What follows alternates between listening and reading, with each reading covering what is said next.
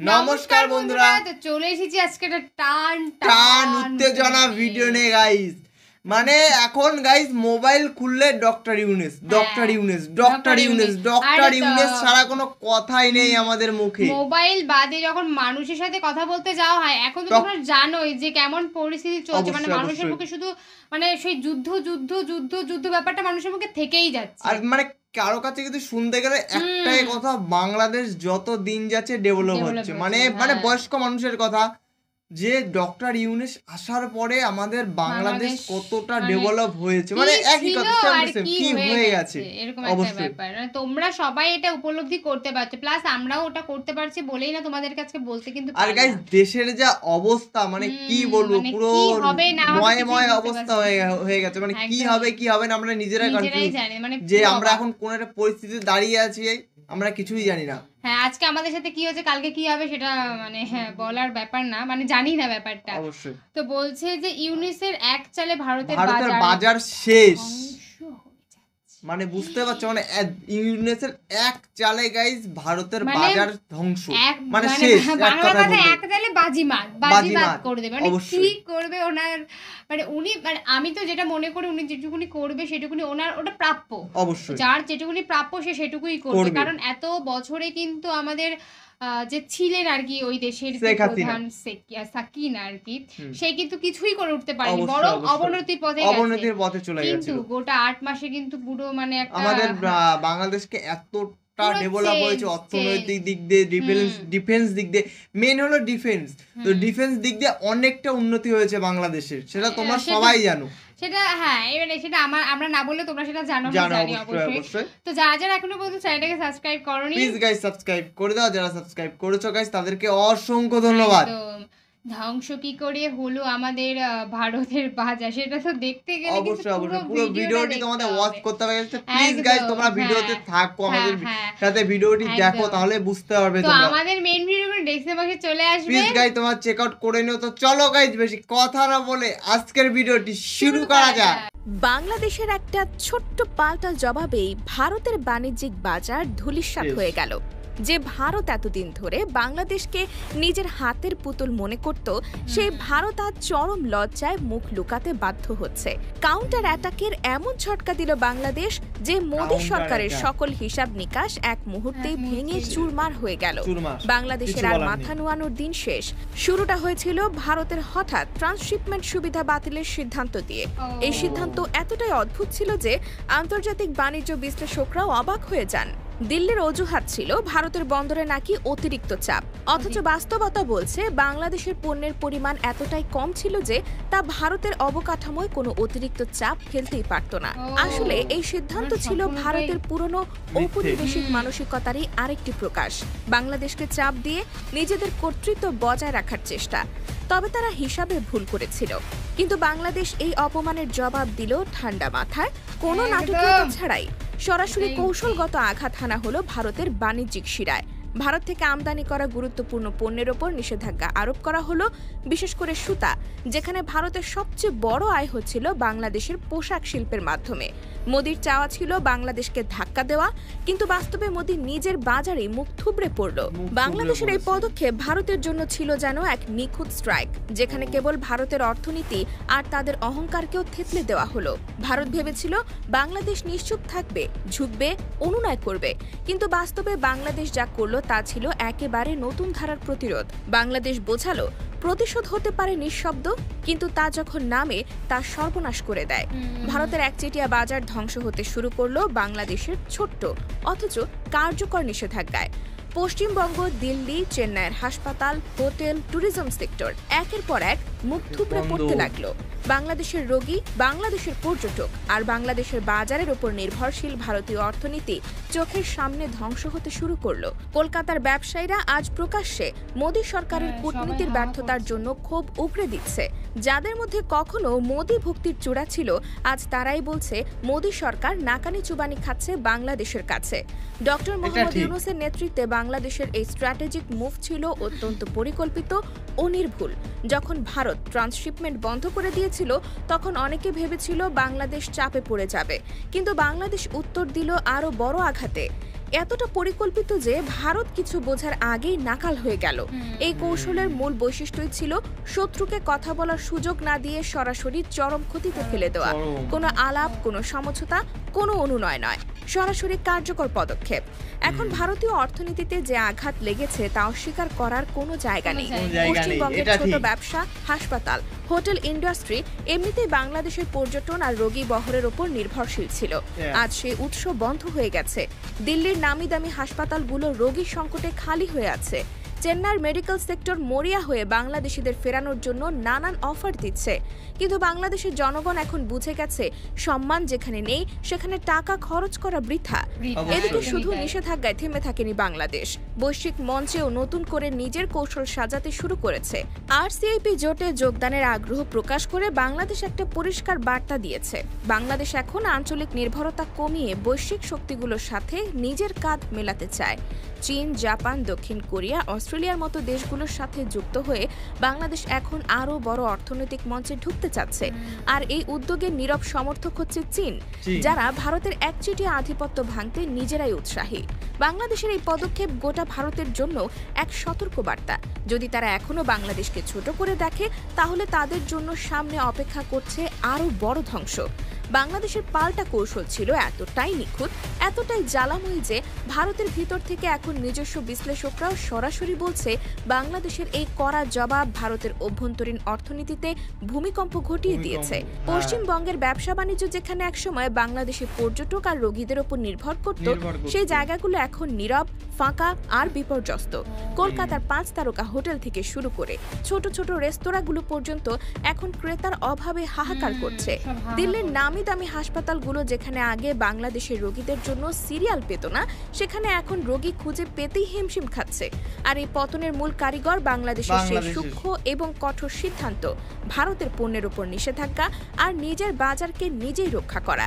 এই সংকটের আরেকটি বড় দিক হলো বাংলাদেশের জনগণ এখন ঐক্যবদ্ধ। সাধারণ জনগণ থেকে শুরু করে ব্যবসায়ী মহল সবাই বুঝে গেছে ভারতের সঙ্গে অতিরিক্ত নির্ভরতা মানেই ভবিষ্যতে বিপদ। আজ তাই বাংলাদেশের রাস্তাঘাট, শপিং মল, শিল্প কারখানায় ভারতের পণ্য বর্জনের স্পষ্ট স্লোগান শোনা যাচ্ছে। এই মনস্তাত্ত্বিক পরিবর্তন ভারতের জন্য ভয়ঙ্কর বিপদের বার্তা। কারণ যখন কোনো দেশের জনগণই অন্য দেশের পণ্য বর্জন করে তখন কূটনীতিক সম্পর্কের কোনো আনুষ্ঠানিক বৈঠক দিয়েও সেই ক্ষতি পোষানো যায় না। ভারতের ভুল ধারণা ছিল বাংলাদেশের অভ্যন্তরীণ রাজনীতি নিয়ে চাপ সৃষ্টি করলে ঢাকা সরকার নরম হয়ে যাবে। তারা ভেবেছিল ভিসা বন্ধ করে বাংলাদেশকে দুঃসময়ে ফেলবে, কিন্তু বাস্তবতা হলো উল্টো। বাংলাদেশের মানুষ এখন চিকিৎসার জন্য ভারতের পরিবর্তে সিঙ্গাপুর, থাইল্যান্ড, মালয়েশিয়ার মতো বিকল্প বাজারে ঝুঁকছে। ভারতের ভিসা না পেয়ে এখন দেশের ভেতরে স্বাস্থ্যসেবা খাতের উন্নয়নের দাবি বাড়ছে, যা ভারতের জন্য এক বিশাল আয়ের উৎস বন্ধ হয়ে যাওয়া। শুধু বাণিজ্য নয়, এই পাল্টা আঘাতে ভারতের আঞ্চলিক নেতৃত্বের দাবিও প্রশ্নের মুখে পড়েছে। ভারত এতদিন নিজেদের দক্ষিণ এশিয়ার নেতা হিসেবে দাবি করত, কিন্তু বাংলাদেশের এই দৃঢ় মনোভাব এখন দেখিয়ে দিয়েছে আঞ্চলিক নেতৃত্ব আর একতরফা চিৎকার দিয়ে হয় না। তার জন্য প্রয়োজন সম্মান, সহযোগিতা আর পারস্পরিক স্বীকৃতি। বাংলাদেশ প্রমাণ করেছে সমঝোতা না থাকলে কোনো দেশ আর বড় হতে পারে না। এক পেশে দাপট আর আগ্রাসন দিয়ে কেবল শত্রু তৈরি হয়। বাংলাদেশের এই কৌশল ভারতকেও এখন বাধ্য করেছে নতুন করে নিজেদের কূটনীতি সাজাতে। আরেকটি গুরুত্বপূর্ণ দিক হলো ভারতের ট্রান্সশিপমেন্ট বাতিলের সিদ্ধান্ত শুধু বাংলাদেশের জন্য ক্ষতিকর হয়নি, নিজেদের উত্তর পূর্বাঞ্চল যেমন আসাম, মেঘালয়, ত্রিপুরা, মণিপুরের ব্যবসার উপরও ভয়ঙ্কর প্রভাব ফেলেছে। কারণ বাংলাদেশের উপর দিয়ে সহজ সরবরাহ ব্যবস্থা বন্ধ হয়ে যাওয়ায় এই রাজ্যগুলোর পণ্য পরিবহন খরচ বেড়ে গেছে কয়েক গুণ। এর ফলে স্থানীয় বাজারে পণ্যের দাম বেড়েছে, জীবনযাত্রার ব্যয় বেড়েছে, মানুষ ক্ষুব্ধ হয়েছে। ভারতের কেন্দ্রীয় সরকার এখন দুই দিক থেকেই চাপের মুখে। বাংলাদেশের সাথে কূটনৈতিক টানাপোড়েন আর নিজের দেশের ভেতরেই অশান্তি। এই বাস্তবতায় বাংলাদেশের দ্বিতীয় স্ট্র্যাটেজি হলো আন্তর্জাতিক মঞ্চে আরও শক্তভাবে নিজের অবস্থান প্রতিষ্ঠা করা। তাই RCEP বা রিজিওনাল কম্প্রিহেন্সিভ ইকোনমিক পার্টনারশিপ জোটে যোগদানের উদ্যোগ নেওয়া হয়েছে। এটি হলো বিশ্বের বৃহত্তম বাণিজ্যিক চুক্তি, যেখানে চীন, জাপান, দক্ষিণ কোরিয়া, অস্ট্রেলিয়া, নিউজিল্যান্ড সহ বিশ্বের 15টি বড় শক্তিশালী অর্থনৈতিক দেশ রয়েছে। এই জোট বিশ্বের মোট GDPর প্রায় 30% নিয়ন্ত্রণ করে। বাংলাদেশের এই উদ্যোগ ভারতের জন্য সরাসরি একটা বড় চ্যালেঞ্জ, কারণ RCEP-তে যোগ দিলে বাংলাদেশের জন্য নতুন বাজার খুলে যাবে আর ভারত থেকে নির্ভরশীলতা পুরোপুরি কাটিয়ে উঠবে। চীনের ছায়া থাকলেও বাংলাদেশ থাকবে একটি বৃহৎ বৈশ্বিক নেটওয়ার্কের অংশ হিসেবে, যেখানে ভারতের কোনো প্রভাব চলবে না। চীন, জাপান, দক্ষিণ কোরিয়ার মতো দেশের পাশে দাঁড়িয়ে বাংলাদেশের কূটনীতি ও বাণিজ্যিক গুরুত্ব অনেক গুণ বাড়বে। এটাই মোদী সরকারের জন্য আরেকটি ভয়ানক মাথা ব্যথা। চীনের নীরব সমর্থনও বাংলাদেশের পক্ষে বড় শক্তি হয়ে দাঁড়িয়েছে। বিশ্লেষকরা বলছেন, দক্ষিণ এশিয়ার ভূ রাজনৈতিক ভারসাম্য বদলে যাচ্ছে। আগে যেখানে ভারত একক নেতৃত্বে ছিল, সেখানে এখন বাংলাদেশ, চীন নতুন অর্থনৈতিক মিত্রদের একটি নতুন বলয় তৈরি হচ্ছে। বাংলাদেশের জন্য এটি একটি ভবিষ্যৎ বিনিয়োগ, যেখানে আজকের ছোট ছোট সিদ্ধান্ত আগামী দশকে বাংলাদেশের জন্য বহুগুণ ফল বয়ে আনবে। ভারত যখন ভেবেছিল বাংলাদেশ নরম কথা বলবে, হাত পাতবে, মাথা নত করবে, ঠিক তখনই বাংলাদেশ যেন বজ্রের মতো আঘাত করল। মোদির সমস্ত রাজকীয় অহংকার, দক্ষিণ এশিয়ার একচেটিয়া নেতৃত্বের স্বপ্ন আর বাংলাদেশের ওপর দাদাগিরির যে পরিকল্পনা ছিল, সবকিছু আজ পায়ের নিচে গুঁড়িয়ে যাচ্ছে। কারণ আজকের বাংলাদেশ কারো অনুগ্রহে বাঁচে না। আজকের বাংলাদেশ জানে কিভাবে নিজের অধিকার ছিনিয়ে আনতে হয়, কিভাবে প্রতিপক্ষের চোখে চোখ রেখে দাঁড়াতে হয়।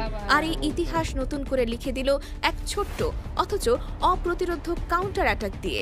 ভারতের ট্রান্সশিপমেন্ট সুবিধা বাতিল করার সিদ্ধান্ত ছিল এক মারাত্মক কূটনৈতিক ভুল। তারা ভেবেছিল বাংলাদেশ ভেঙে পড়বে, অথচ বাস্তবতা হলো বাংলাদেশ সেই সুযোগকেই শক্তিতে পরিণত করলো। ভারতের বিরুদ্ধে সরাসরি কোনো বিবৃতি না দিয়ে বাংলাদেশ এমন এক নিষেধাজ্ঞা আরোপ করলো, যাতে ভারতের কোটি কোটি ডলারের বাজার এক রাতেই মুখ থুবড়ে পড়ল। পশ্চিমবঙ্গের ব্যবসায়ী মহল, ভারতের হাসপাতাল খাত, পর্যটন শিল্প সবাই আজ বাংলাদেশ হারানোর মূল্য বুঝতে শুরু করেছে। মোদী সরকারের দম্ভের মাসুল এখন দিতে হচ্ছে তাদের নিজেদের জনগণকে। বাংলাদেশের সুতা খাতে স্বনির্ভরতা বাড়ানোর সঙ্গে সঙ্গে ভারতের সুতা রপ্তানিতে মারাত্মক ধস নামিয়েছে। এখন ভারতীয় কারখানাগুলো উৎপাদন কমিয়ে দিতে বাধ্য হচ্ছে। এদিকে বাংলাদেশের সরকার স্বল্প সময়ে বিকল্প রপ্তানি পথ তৈরি করতে এগিয়ে যাচ্ছে। সিলেট, চট্টগ্রাম, মংলা বন্দরের মাধ্যমে সরাসরি মালামাল রপ্তানির ব্যবস্থা জোরদার হচ্ছে। আর ভারতকে বাইপাস করে সরাসরি দক্ষিণ পূর্ব এশিয়া, ইউরোপ ও মধ্যপ্রাচ্যে নতুন বাজার খোঁজা হচ্ছে। বাংলাদেশের এই আত্মবিশ্বাস ভারতকেও ভাবিয়ে তুলেছে। এত কম সময়ে এত দ্রুত সিদ্ধান্ত নেওয়া এবং তা কার্যকর করার দৃষ্টান্ত দক্ষিণ এশিয়ায় বিরল। একই সাথে বাংলাদেশের RCEP জোটে যুক্ত হওয়ার আগ্রহ ভারতের জন্য নতুন এক দুঃস্বপ্ন তৈরি করেছে। চীন, জাপান, দক্ষিণ কোরিয়ার মতো শক্তিধর অর্থনৈতিক গোষ্ঠীর পাশে দাঁড়িয়ে বাংলাদেশের অবস্থান আজ আগের চেয়ে অনেক বেশি গুরুত্বপূর্ণ হয়ে উঠেছে। আর বাংলাদেশের এই অবস্থান আগামীতে আরও দৃঢ় হবে যখন RCEP-র মাধ্যমে পণ্য ও বিনিয়োগ প্রবাহ বাড়বে। এই পরিস্থিতিতে ভারতকে এখন স্পষ্ট বুঝতে হচ্ছে বাংলাদেশকে অবজ্ঞা করার দিন শেষ। দক্ষিণ এশিয়ার যে কোনো কূটনীতিক ও অর্থনৈতিক সমীকরণে বাংলাদেশ এখন এক অবিচ্ছেদ্য শক্তি, আর এই শক্তি আর কোনোভাবেই অবহেলার জায়গা রাখা যাবে না। আরেকটি বড় বিষয় হলো বাংলাদেশের এই আঘাতে ভারতের উত্তর পূর্বাঞ্চলও সরাসরি ক্ষতিগ্রস্ত হয়েছে। আসাম, মেঘালয়, ত্রিপুরার মতো রাজ্যগুলোর ব্যবসায়িক গতি থমকে গেছে, কারণ এতদিন বাংলাদেশের ভেতর দিয়ে সহজ ট্রান্সপোর্ট রুট ব্যবহার করত এই রাজ্যগুলো। এখন সেই রুট ঝুলে গেছে, ফলে খরচ বেড়েছে, সময় বেড়েছে, লাভ কমে গেছে। ভারতের কেন্দ্রীয় সরকার এখন নিজেদের ভেতরের রাজ্যগুলোর চাপ সামলাতে হিমশিম খাচ্ছে। এই ভেতরের ক্ষোভ সামনে এলে দিল্লির মাথা ব্যথা আরও বাড়বে। ভবিষ্যতের জন্য বাংলাদেশের এই অবস্থান আগামী দশকের জন্য একটা শক্ত ভিত গড়ে তুলছে। আত্মনির্ভরশীলতা, বাণিজ্যের বৈচিত্র্য, আন্তর্জাতিক অংশীদারিত্ব বৃদ্ধি, এসবের মাধ্যমে বাংলাদেশ আগামীতে আরও শক্তিশালী অর্থনৈতিক শক্তিতে পরিণত হবে। ভারত তখন হয়তো স্মরণ করবে কখন, কোথায়, কিভাবে নিজেদের অহংকার আর অবহেলা তাদের সবচেয়ে বড় প্রতিবেশী শক্তিকে হাতছাড়া করে ফেলেছিল। বিশ্বের বড় বড় অর্থনৈতিক শক্তির সাথে কাঁধ মিলিয়ে এগিয়ে যাচ্ছে বাংলাদেশের নতুন যাত্রা। আর যারা এখনো বাংলাদেশকে ছোট করে দেখার ভুল করে, তাদের জন্য অপেক্ষা করছে নির্মম বাস্তবতা। বাংলাদেশ এখন আর কারো ছায়ায় হাঁটে না। বাংলাদেশ এখন নিজেই নিজের আকাশ ছুঁয়ে ফেলছে। তো শেষ গাইস, মানে আমাদের ইন্ডিয়ার অবস্থা সত্যি মানে পুরো শেষ, কিচ্ছু বলার নেই। আমার লাস্টের কথা সবথেকে ইন্টারেস্টিং লেগেছে, বাংলাদেশ কারো ছায়াতে চলে না। অবশ্যই। আর ইন্ডিয়া নিজের জালে গাইস নিজে ফেসে গেছে। হ্যাঁ, এটা আমি বুঝতে পারছি যে সরকারের জন্য কিন্তু আমাদের মতন জনগণের এখন অবস্থা সত্যি খুব খারাপ। অর্থনৈতিক দিক দিয়ে যারা মানে কলকাতাতে, আমাদের বাড়ি দেখো কলকাতার দিকেই, তো কলকাতাতে যারা মানে ব্যবসা করতো রাস্তায়, যারা ব্যবসা সব বন্ধ হয়ে গেছে, বিভিন্ন হোটেল ছিল সেগুলো সব বন্ধ। মানে ওরা এখন ভাবছে যে কোথা থেকে কাস্টমার আসবে, আমরা কি করে আজকে ইনকাম করব, কি করে কি করব।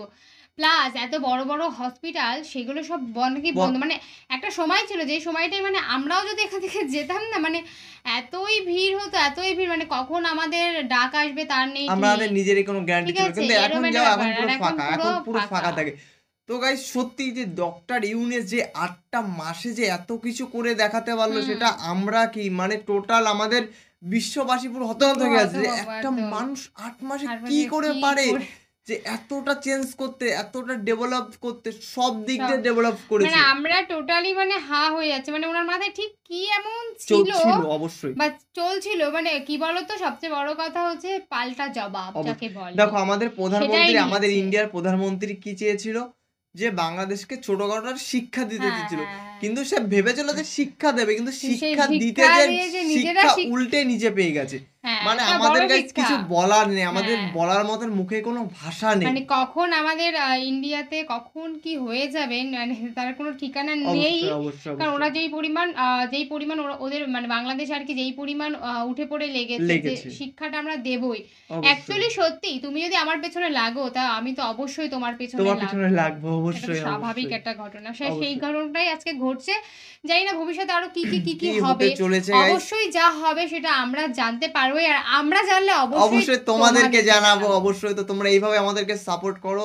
আর গাইস তোমাদের কি ধরনের ভিডিও লাগে সেটা তোমরা অবশ্যই আমাদেরকে কমেন্টে জানাবো, সেরকম ধরনের ভিডিও নিয়ে তোমাদের সাথে চলে আসবো। তোমাদের এই ভিডিওটি কতটা ভালো লেগেছে অবশ্যই, মানে যারা আমাদের হ্যাঁ গাইস, এখন গাইস ফোন খুললে টোটালি গাইস রাজনৈতিক ছাড়া এখন কোনো টপিক নেই। রাজনীতিকে থেকেও বড় কথা যেই যুদ্ধটা বাজছে, মানে এতগুলো দেশ দিয়ে যে যুদ্ধটা হচ্ছে, মানে কে কার পক্ষ নেবে, মানে আমি কার পক্ষ নেব, ও কার পক্ষ নেব, এই ব্যাপারটা এখন সবচেয়ে বেশি মানে অতিরিক্ত পরিমাণে ঘটছে। সেটা মানে আমাদের মুখে শুধু শুনলে হবে না, সেটা মানে তোমরা নিজেরাও রিয়েলাইজ করতে পারছো। অবশ্যই। তো গাইস তোমরা নেক্সট কোন ভিডিও দেখতে চাও অবশ্যই তোমরা কমেন্টে জানিও, আমরা সেরকম ধরনের ভিডিও নিয়ে চলে আসবো। তো চলো গাইস, নতুন কোনো ধামাকাদার ভিডিওতে তোমাদের সাথে আবার দেখা হবে। আজকের মতন এখানেই, টাটা।